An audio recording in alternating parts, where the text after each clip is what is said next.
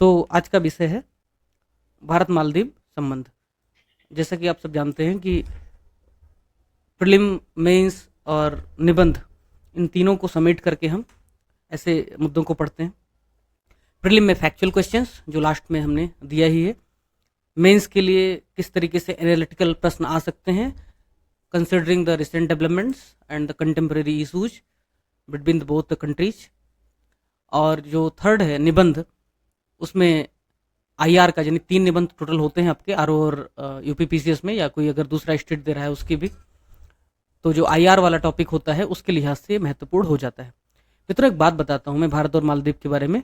आप लोगों में से कितने लोगों को पता है मुझे नहीं पता, बट लगभग 12th सेंचुरी तक, प्लीज म्यूट कर लीजिए खुद को आप लोग।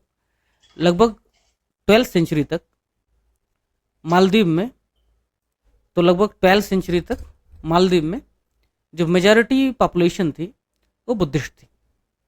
ठीक। अशोक के समय जो धम्म का प्रचार शुरू हुआ वो साउथ ईस्ट एशिया में भी फैला, साउथ एशिया में भी फैला, और जिसके कारण मालदीव भी उससे अछूता नहीं रह गया। तो जब अरब ट्रेडर्स आए, अरब व्यापारी आए, उस समय तक मालदीव में बुद्धिज्म बहुत जोरों पर था। तो अगर धर्म और कल्चर, यानी कि धर्म और संस्कृति की भी बात करें, तो भी मालदीव भारत का जो संबंध है वो काफ़ी करीब ही नहीं है, बल्कि समानता भी है। आज भी मालदीव में जितने बड़े एक्सकेवेशन हैं, स्क्रिप्ट्स हैं, पुराने इंस्क्रिप्शंस हैं, वो सब हिंदुइज्म और बुद्धिज्म की ऐतिहासिक कहानी को बताते हैं। तो मालदीव और हमारा कोई डेमोक्रेटिक, मॉडर्न डेमोक्रेटिक परिवेश में संबंध विकसित हुआ है ऐसा नहीं है। 1965 में, 1965 में जब मालदीव को अंततः आज़ादी मिली अंग्रेजों से, उसके बाद से हमारे डिप्लोमेटिक टाइज शुरू हुए। कोई 1972-73 में हमने पहला कॉन्सुलेट खोला वहाँ पे, लेकिन उसके बहुत पहले से मालदीव के साथ हमारा कॉपरेशन चलता आ रहा है। अगर निबंध आ जाए तो आप ये वाला फैक्ट डाल देना। मैं आपको बताना चाहता हूँ कि हम किन किन डायमेंशन पे पढ़ेंगे और फिर प्रोडिक्शन करेंगे 2024 मेंस के लिए। अगर बर्निंग टॉपिक रहा उस समय तो इंटरव्यू में भी सवाल पूछा ही जा सकता है। भारत मालदीव संबंधों की पृष्ठभूमि यानी बैकग्राउंड। बदलाव से पूर्व, बदलाव मतलब जब से डॉक्टर मोइजू सत्ता में आए, उसके पहले जो पिछला जो सोले की रिजीम थी वो भारत के ज़्यादा अनुकूल थी।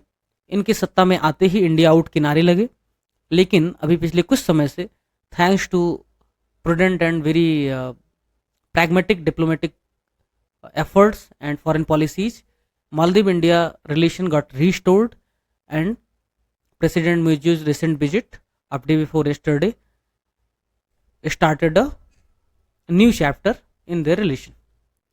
तो बदला हुआ एस्पेक्ट क्या है? बदले हुए परिप्रेक्ष्य यानी एस्पेक्ट में भारतीय हितों तथा भारत मालदीव संबंधों को कैसे प्रभावित कर सकता है?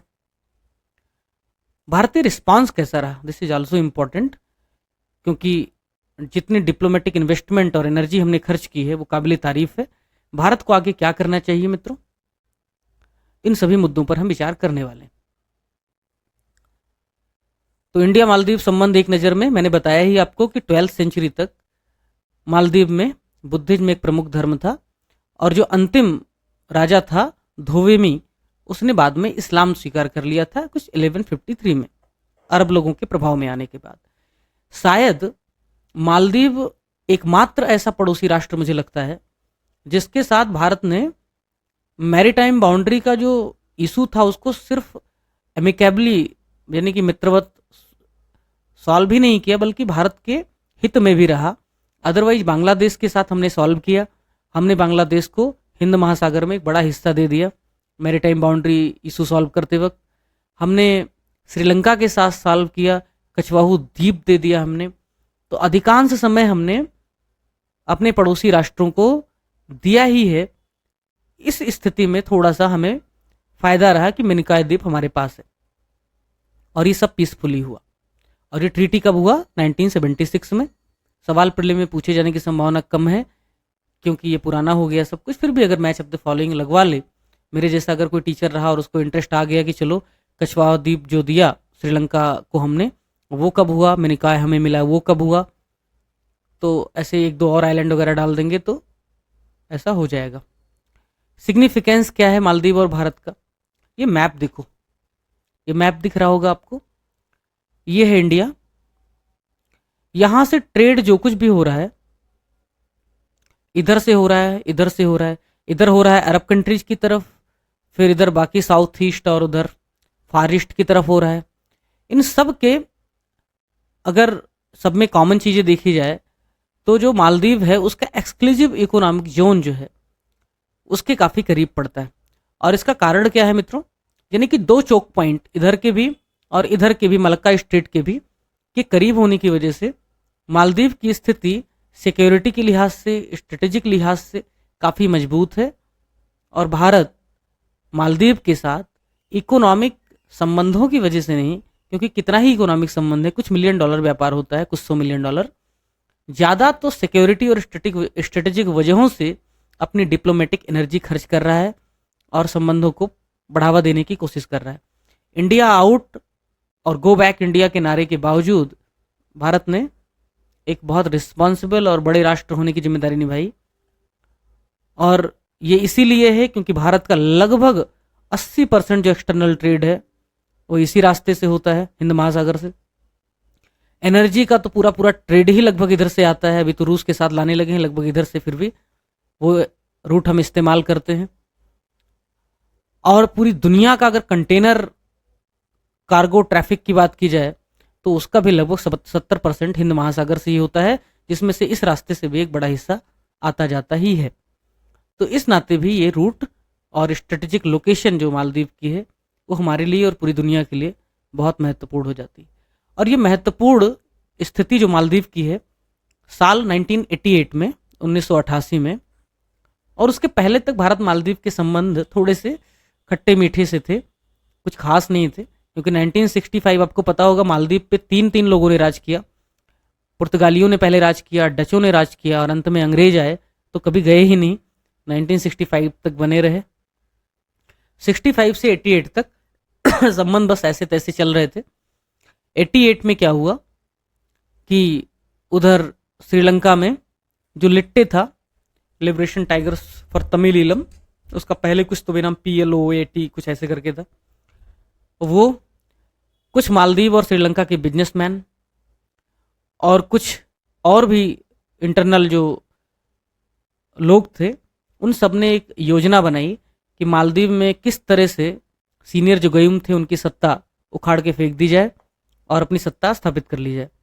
तो 1988 में एक कू होता है, एक विद्रोह होता है, जिसमें से तमिलीलम लिट्टे वगैरह के भी लोग मिल करके और जो कैपिटल माले है उस पर आक्रमण कर देते हैं।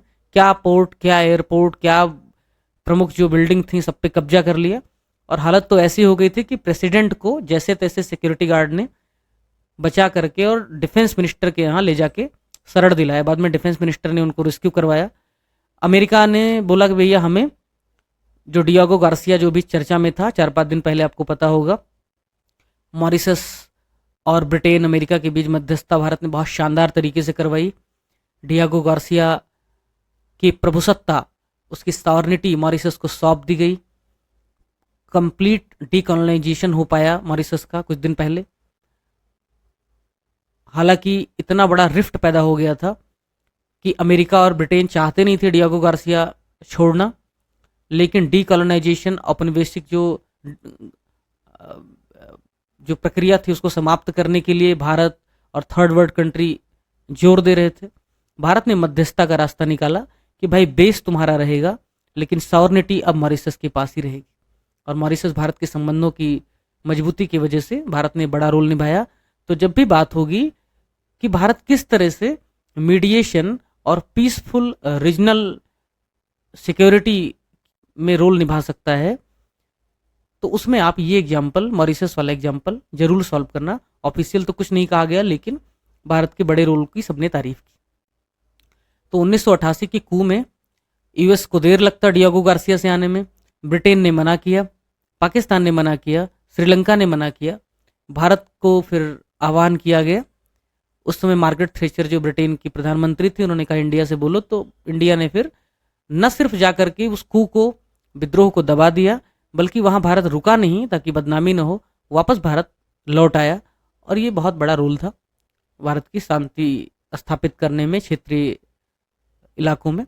तो जब मेंस में आपको लिखना होगा भारत मालदीव के रिलेशन में, तो मालदीव की सिग्निफिकेंस में कुछ चीज़ें ऐड करना। जैसे मैं बोलता हूँ आप लोगों को कि जब अंडमान निकोबार आइलैंड की बात होती है, तब उसको परमानेंट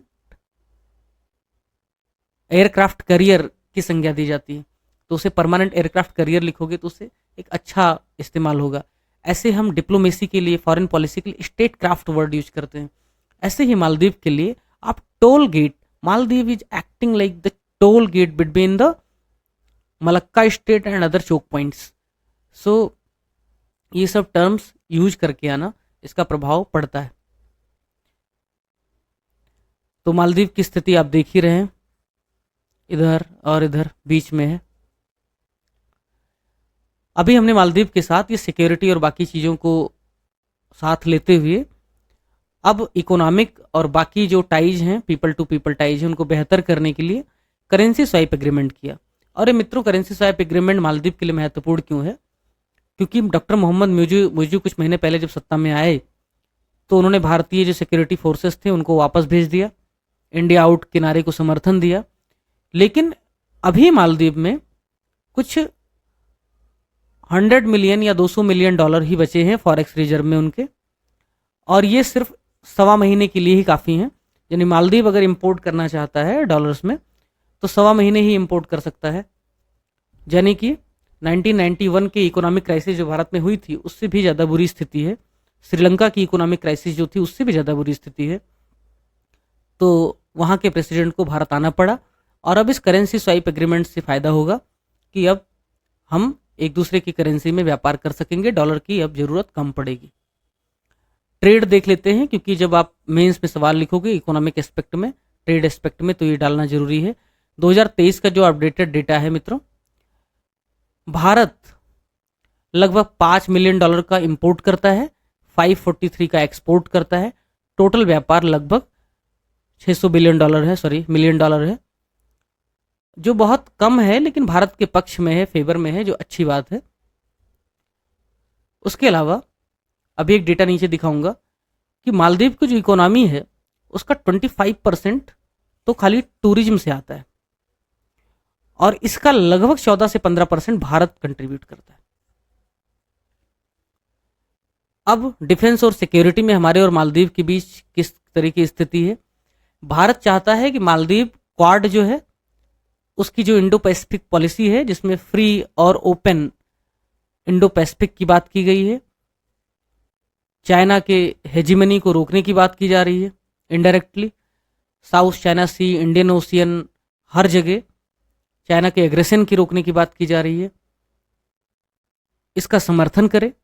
लेकिन नई गवर्नमेंट जो है उसने बीआरआई को ज़्यादा समर्थन देने का फैसला किया है। बीआरआई के साथ मालदीव का जुड़ना भारत की सुरक्षा के लिए इसलिए चिंता का विषय है, क्योंकि चाइना जो फ्रेंडशिप ब्रिज बना रहा है, उसके माध्यम से चाइना हमारी जासूसी कर सकता है। और जो ओशियंस होते हैं, उस ओशियंस में आप जानते हो इंसानी सभ्यता जब पहले थी, तब इंसान धरती पर अपनी सिक्योरिटी बढ़ाने पर जोर देता था, जानवर न खा जाएं इसके लिए पेड़ों पे बैठ जाता था। आज के समय में और पिछले 500 सालों में, 700 सालों में, इंसानी सभ्यता की सुरक्षा और उसका दबाव अब समुद्र से तय होता है, उसकी नवल पावर से तय होता है और एयर पावर से तय होता है। एयर पावर एक आध बार नष्ट भी हो सकती है, समुद्री पावर जल्दी नष्ट नहीं होती है मित्रों। लेकिन दुर्भाग्य की बात है कि भारत के पास रिसोर्सेस उस तरह से नहीं है कि ओशियन में पूरी ओशियन मैपिंग कर सके आसपास की। जासूसी के जहाज हमारे पास उतने नहीं, आपको पता होगा युआन वांग जो शिप था, जो श्रीलंका में हम डॉक किया था, चाइना ने, भारत ने उसका काफ़ी विरोध भी किया था। ऐसे शिप अब चाइना ज़्यादा भेज रहा है, जो हमारे लिए चिंता का विषय है। और अगर प्रोजेक्ट कंप्लीट करेगा मालदीव में चाइना ज़्यादा, तो ज़्यादा जासूसी होने की संभावना बनती है। भारत उसका विरोध करता है, क्योंकि मालदीव हमारे लिए सिक्योरिटी के लिए बहुत महत्वपूर्ण है। डेवलपमेंटल और कनेक्टिविटी के प्रोजेक्ट में हमने मालदीव को काफ़ी मदद किया है। ये टर्म लिख के आना, high impact connectivity, high impact community development project.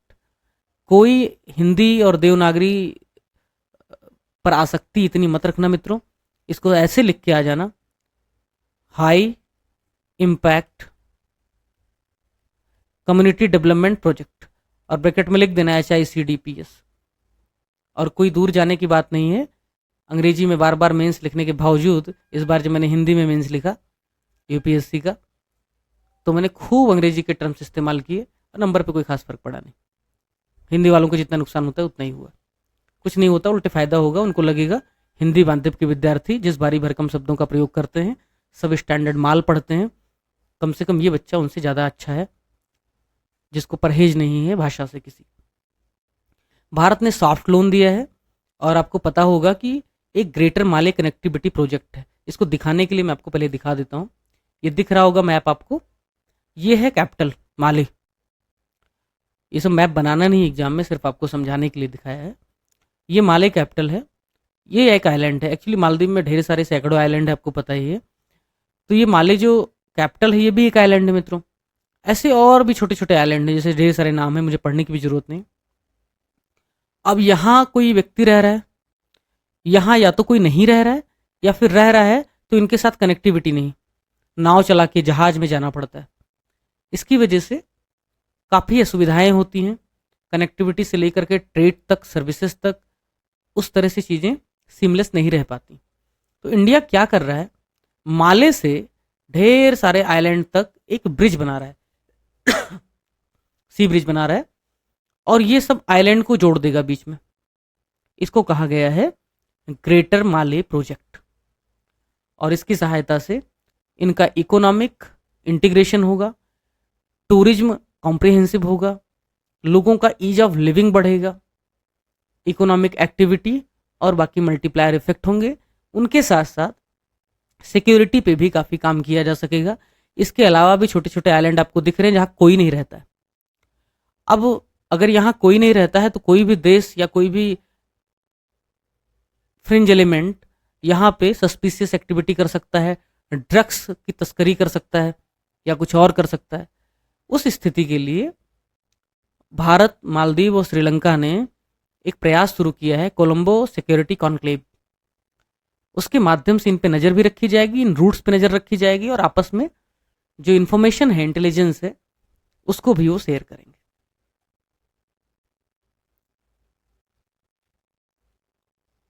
और एक डेटा है, शायद अगर लिखना ही होगा बीच में, कि ये $400 मिलियन के एक साथ जो हमने दिया है सॉफ्ट लोन, शायद एक वन गो में किसी को किसी एक प्रोजेक्ट के लिए सबसे बड़ा असिस्टेंस है भारत का। 6.7 किलोमीटर से पढ़ने की जरूरत नहीं, रटने की जरूरत नहीं। इंडिया मालदीव के बीच अब सीधे कार्गो सर्विसेज भी हैं, जिसकी वजह से लॉजिस्टिक कॉस्ट कम हो सके।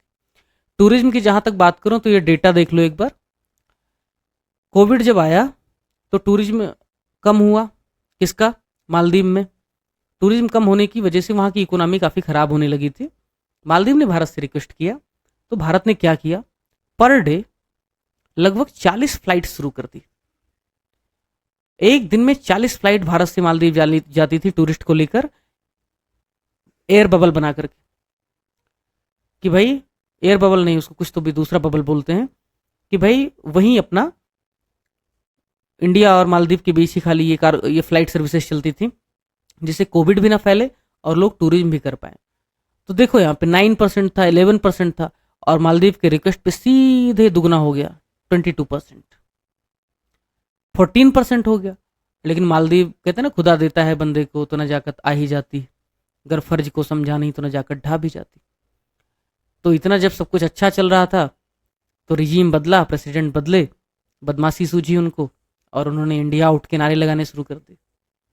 तो प्रधानमंत्री मोदी जी बीच में फिर चले गए लक्षद्वीप, बस खाली एक बार चले गए और ये काम से चले गए।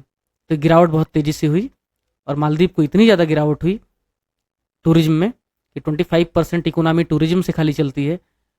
आज फॉरेक्स की, फॉरेन रिजर्व की इतनी कमी है कि उनको भारत मांगने आना पड़ रहा है, करेंसी स्वैप का एग्रीमेंट करना पड़ रहा है। तो इसीलिए कई बार हमें जोश में भी होश रखना चाहिए, ग्रांटेड नहीं लेनी चाहिए किसी चीज़ को।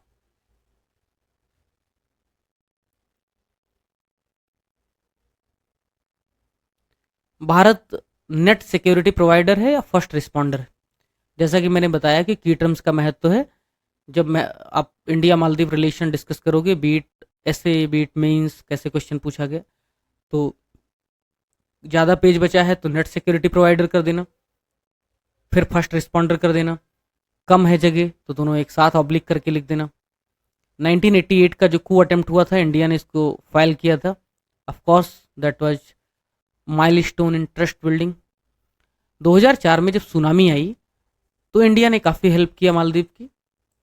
और उसके बाद में माले में 2014 की बात है, नई नई सरकार मोदी गवर्नमेंट बनी थी, पानी वहाँ लगभग ख़त्म हो गया था और भारत ने क्या था वो मुझे याद नहीं, ऑपरेशन नीर था या क्या, जलदूत तो ट्रेन यहाँ चली थी सर महाराष्ट्र में, वो ऑपरेशन नीर या कुछ ऐसे था। तो इंडिया ने काफ़ी कंटेनर्स में फ्रेश वाटर्स की सप्लाई की थी क्योंकि इंडिया ही जल्दी पहुंचा सकता था उनको।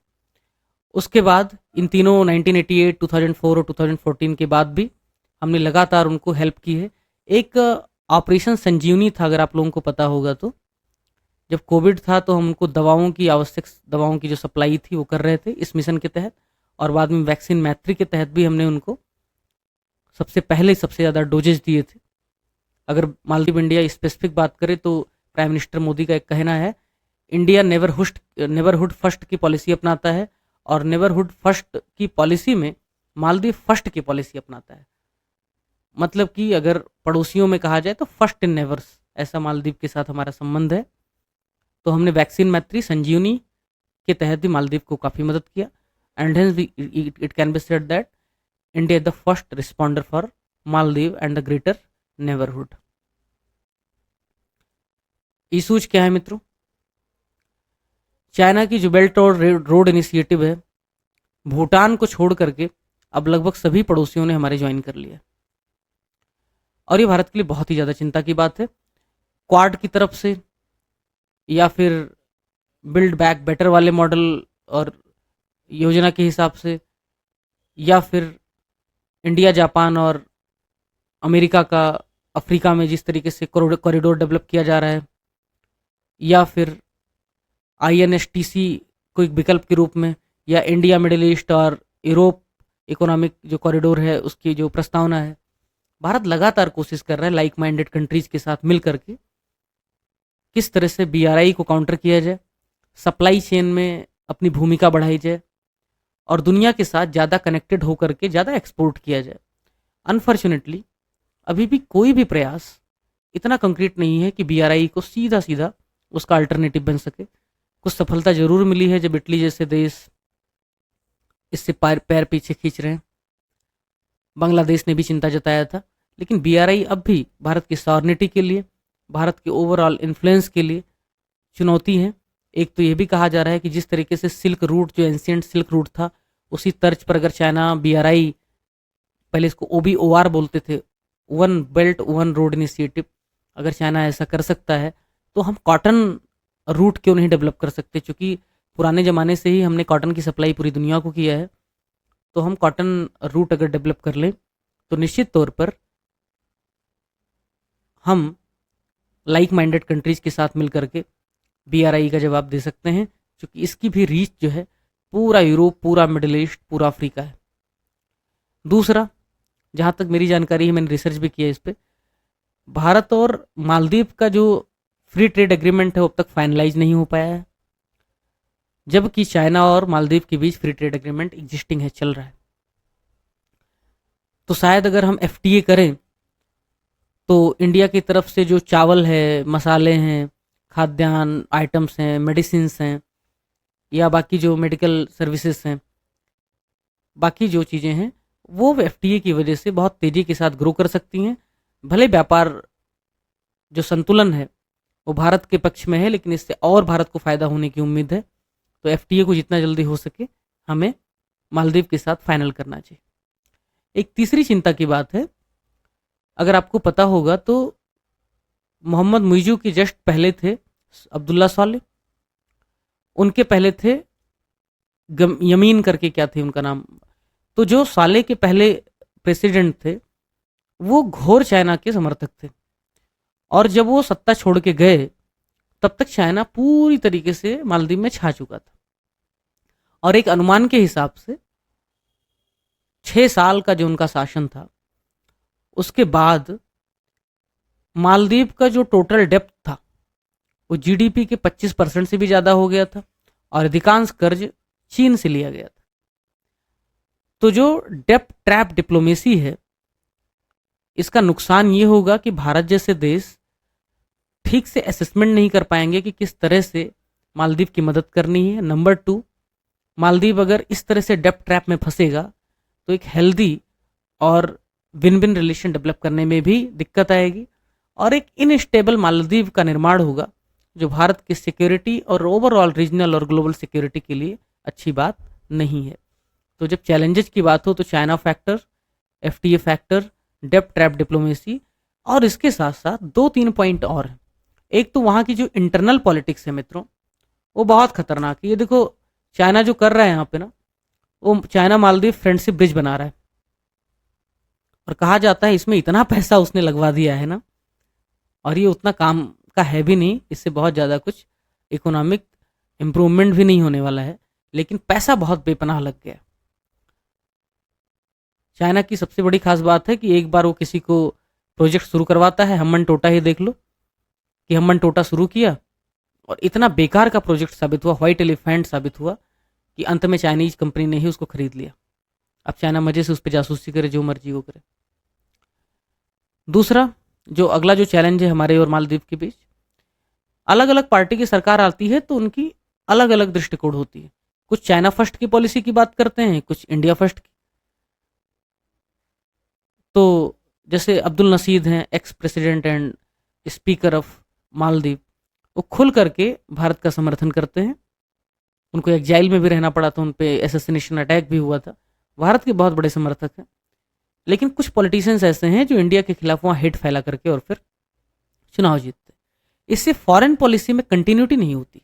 तो यहाँ पे जो थीम लिखोगे वो लिखोगे lack of continued foreign policy. Bharat में सरकार कोई भी बदले, हम स्ट्रेटेजिक ऑटोनॉमी में यकीन रखते हैं, हेल्दी फॉरेन पॉलिसी में यकीन रखते हैं। तो डेमोक्रेसी की सबसे खूबसूरत बात होती है कि जो फॉरेन पॉलिसी है या कोई भी गणतंत्र है, उसकी सबसे खूबसूरत बात है कि उनकी अपनी जो पॉलिसीज होती हैं वो चलती रहती हैं। सरकारें आती हैं जाती हैं, लेकिन पॉलिसीज नहीं वहीं रहती। अब जब ये सॉली सत्ता में थे तो उन्होंने इंडिया फर्स्ट की पॉलिसी अपनाई थी। मुइज्जू आए तो सबसे पहला दौरा उन्होंने चीन के किया, चीन का किया, आपको पता ही होगा। तो ये सारी इशूज है। इंडिया आउट, सिक्योरिटी फोर्सेस का विड्रॉल, रिसेंट घटनाक्रम में आपको पता है। एक और बुरी चीज है कि रेडिकलाइजेशन जो है, कट्टरपंथी जो तत्व हैं वो बहुत बढ़ रहे हैं मालदीव। जो वहाबिज्म है, जिसका शुरुआत आपको पता है आज़ादी के आंदोलन के समय भी था, सऊदी अरबिया जिसका केंद्र है, इस वहाबिज्म से प्रभावित होने वाले जो लोग हैं उनका अपना एक पर्टिकुलर इंटरप्रिटेशन है इस्लाम का, और उस पर्टिकुलर इंटरप्रिटेशन की वजह से जो कट्टरपंथिता है, जो दारुल उल इस्लाम की जो थ्योरी है, उसकी वजह से जो रेडिकलाइजेशन है वो दुनिया के अलग अलग हिस्सों में बढ़ते हैं। तो मालदीव के भी ढेर सारे लोग अरब कंट्रीज के संपर्क में आए और स्पेशली आईएसआईएस के दौरान ढेर सारे लोग आईएसआईएस के समर्थन में लड़ने भी गए। इसकी वजह से वहां पे भी रेडिकलाइजेशन देखा गया है और वो हैट्रेड इंडिया के खिलाफ भी बहुत विजिबल है। तो ये भी एक फैक्टर है जिसकी वजह से पीपल टू पीपल टाइज भी अफेक्ट हो रहे हैं और वहाँ की जो इंटरनल पॉलिसीज हैं, फॉरेन पॉलिसीज हैं, वो भी इंडिया के खिलाफ जा रही।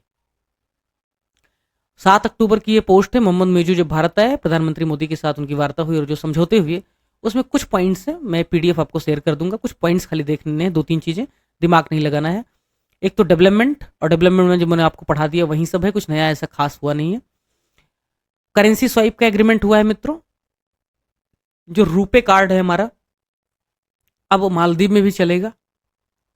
यूपीआई मालदीव में बहुत जल्दी रोल आउट होने वाला है। ये तो 2-3 महत्वपूर्ण है, मैंने पढ़ लिया ऑलरेडी, इसको हाईलाइट नहीं कर पाया। और उसके बाद जो ब्लू इकोनॉमी है, नीली अर्थव्यवस्था जिसको बोलते हैं, उसमें भी एग्रीमेंट हुआ है, उसमें भी कॉपरेशन बढ़ाने की बात की गई है। हेल्थ जो सेक्टर है, मालदीव के काफ़ी लोग इंडिया के हेल्थ सर्विसेज पे डिपेंडेंट हैं। वहाँ पे एक Indira Gandhi memorial health centre है, एक कैंसर सेंटर भी है जिसको भारत ने डेवलप किया है। इसमें भी मालदीव सरकार द्वारा भारतीय फार्माकोपिया, अब अधिकतर मित्र मेरे होंगे जो शायद फार्माकोपिया का मतलब नहीं जानते होंगे। तो फार्माकोपिया क्या होता है मित्रों कि जैसे पैरासीटामॉल है, तो पैरासीटामॉल में कौन सा साल्ट कितनी मात्रा में पड़ेगा, कौन सा एपीआई एक्टिव फार्मास्यूटिकल इंग्रेडिएंट कितनी मात्रा में क्या होगा, इन सब का फार्मूला एक हिसाब से होता है। कुल मिला के कौन सी दवा में कौन सा केमिकल किस अनुपात में होगा, ये सब रिसर्च करके सब इसमें लिखा होता है। ये होता है फार्माकोपिया। अभी जल्दी ही भारत ने कुछ तो भी अपडेट किया है इसको, तो इस पर भी मालदीव मान्यता दे देगी हमारे फार्माकोपिया को। उसके बाद इंडियन ओशियन में जो साझे चैलेंजेस हैं उनको टैकल करने के लिए भी काम करेंगे। जो हमारे डिजास्टर रिलीफ है, डिजास्टर सिस्टम है, रिस्पांस फोर्सेस हैं, उनके साथ भी कॉपरेशन होगा। इसके अलावा जो सागर है, security and growth for all in the region, neighbour first की पॉलिसी है, इन सभी चीज़ों पर भी जोर दिया गया है। कोलंबो सिक्योरिटी कन्क्लेव जो है उसमें भी मिलके काम करेंगे। ये सारी चीज़ें हैं। वे फॉरवर्ड क्या होना चाहिए मित्रों?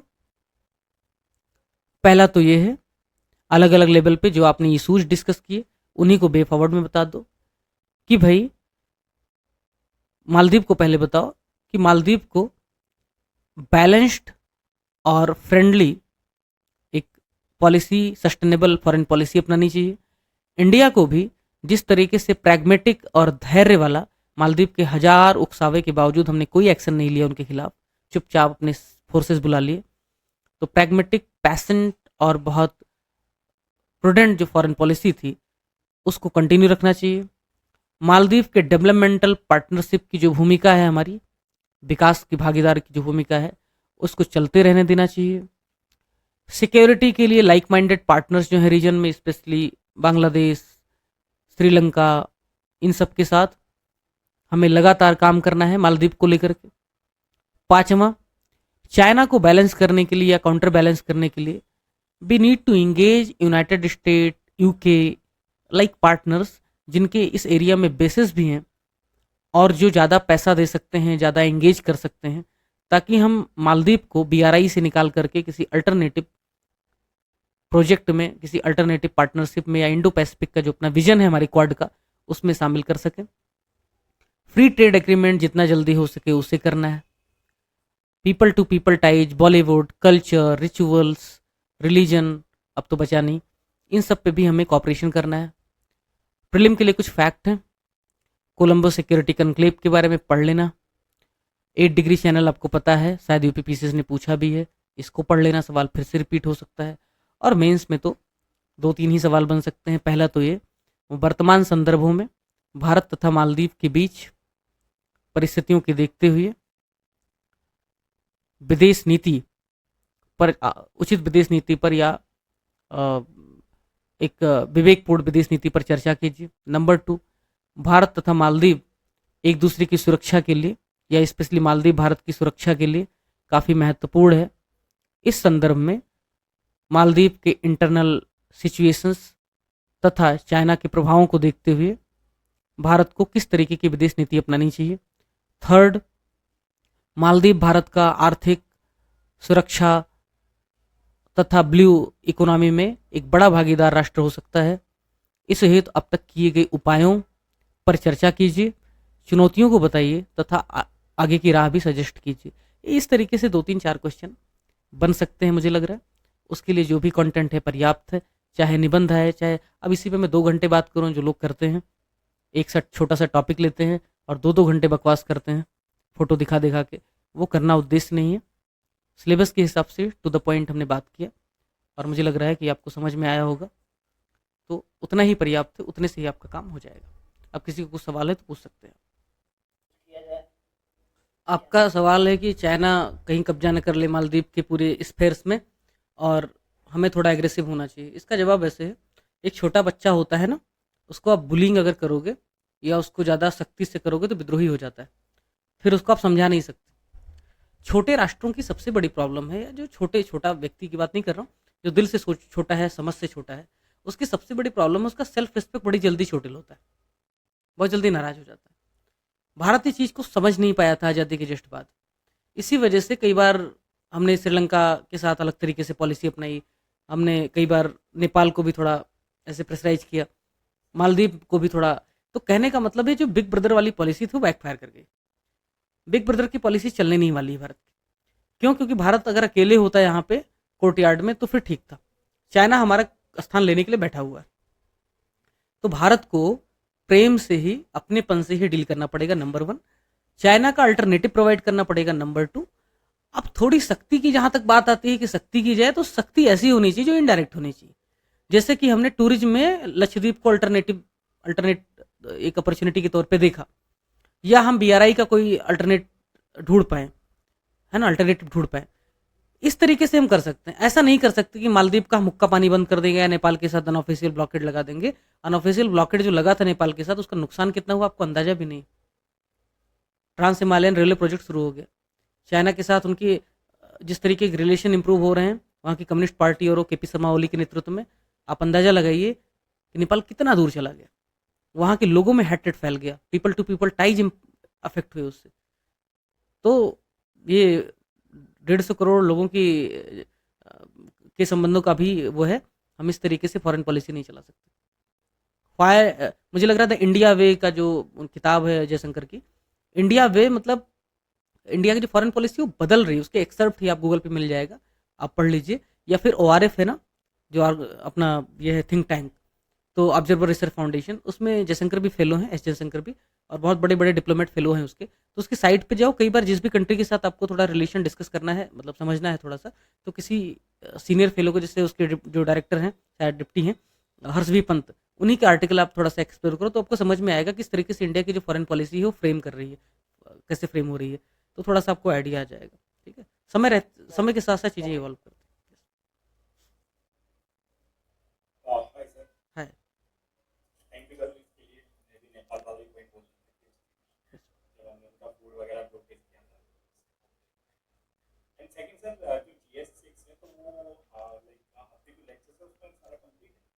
मोस्टली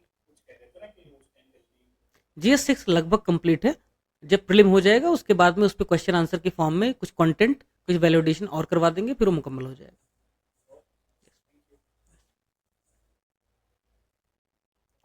सर हम लोग क्या मान के चले सर, स्टार्ट करेंगे इसके लिए थोड़ा थोड़ा थोड़ा। मैंने इस सवाल का जवाब कम से कम 10-20 लोगों के अभी मैसेज इसी रिगार्डिंग रोज आते हैं, सबको एक ही जवाब देता हूँ। और वो जवाब क्या है कि भाई जब तक नोटिफिकेशन नहीं आता है तब तक चाहे बीपीएससी और यूपीपीसीएस में जो कॉमन सब्जेक्ट हैं, ज्योग्राफी है, हिस्ट्री है, करंट अफेयर है, उनको जम के पढ़ लो, ताकि जब नोटिफिकेशन आ जाए, टल जाए, बीपीएससी तो शायद टल भी रहा है, तो फिर क्या करो कि थोड़ा मेंस की तरफ स्विच कर जाओ। अभी ज़्यादा पढ़ लोगे प्रीलिम, तो जब नोटिफिकेशन आ जाएगा पोस्टपोनमेंट का, तब आप मेंस पे फोकस कर पाओगे खुशी खुशी। अभी आप प्रीलिम पढ़ोगे नहीं और उसके बाद में नोटिफिकेशन आ भी जाएगा तो मेंस भी फोकस नहीं कर पाओगे, फिर प्रीलिम पढ़ोगे। ऐसे क्यों करना है भाई? सर अभी कुछ संशय है कि डलेगा नहीं डलेगा ऐसा? अक्टूबर में तो नहीं होगा, ऐसी ही बातें सुनने में आ रही हैं। अब बाकी तो पता नहीं, बीपीएससी मुझे क्या भी ऑफिशियल दिसंबर में? जानकारी नहीं। हाँ, 15 16 बीपीएससी दिसंबर में क्या? बीपीएससी क्या हुआ?